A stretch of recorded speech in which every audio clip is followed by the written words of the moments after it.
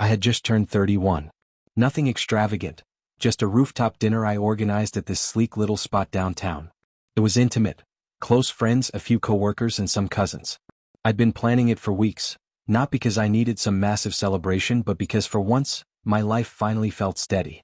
I had a job I didn't hate, my health was solid, and I was with a woman I genuinely believed was in my corner.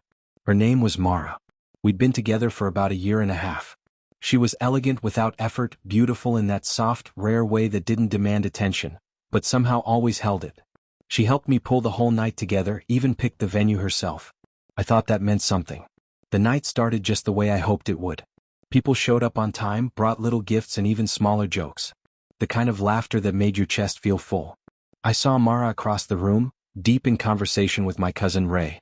She was wearing that forest green dress, the one I once told her made her look like everything I'd ever prayed for. When our eyes met, she smiled. I smiled back. And for a second it felt like nothing could touch us. Then he walked in. Tall, clean cut. Walked like he knew exactly whose air he was breathing. I'd never seen him before, and I know everyone who was invited. This man wasn't one of them. Mara didn't hesitate. She walked straight to him and hugged him like it was nothing. Like it was normal. Then she looked over and said, "Babe, this is Darren. We used to date back in college, but we're still good friends." I didn't think it'd be a problem if he stopped by. Just like that. No warning. No mention in the group chat. Just casually dropped her ex into my birthday party like he was another appetizer. I looked at her. Then at him. He gave me one of those handshakes, firm, lingering, a little too proud. The kind that's less about greeting and more about declaring territory. I nodded, said nothing. Didn't want to ruin the night. But inside, I was lava. I watched them closely after that. The way she laughed around him, not her usual soft giggle but louder like she wanted him to know she was happy. The way she leaned in when he spoke. The way she brushed something invisible off his shirt. None of it screamed, just friends. That wasn't the way she acted around any of my boys. I knew that energy. I knew her energy. And it was off. Still I kept cool. I pulled Ray aside and said, "Let's move the cake ceremony out to the open deck. Better for pictures."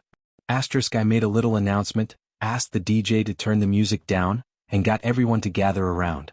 The city lights flickered in the distance, champagne glasses sparkled, and people were smiling, waiting for the moment. Then I took the mic. "Before we cut this cake," I said, smiling like a man holding a full house, "I just want to thank someone who made a surprise appearance tonight. Someone very special to our guest of honor over here." I turned to Darren, gestured casually. "It's not every day you invite your ex to your boyfriend's birthday without telling him. So really, thank you, Darren, for reminding me exactly what loyalty does not look like." Silence. The kind that falls when truth knocks the air out of a room. I wasn't yelling. I wasn't angry. I was ice-cold clarity. Mara's face shifted. Her smile died. She reached for my hand. "Babe, don't do this here." I stepped back. "Come." Measured. "Do what?" "Call out the man you used to sleep with. The one you decided to surprise me with on my birthday?" I looked at the crowd. "Anyone else's girl pull something like that?" "No. Just me?" People shuffled. One of the guys stifled a laugh. Darren started backing away slowly. "Nah, don't leave now, bro," I said.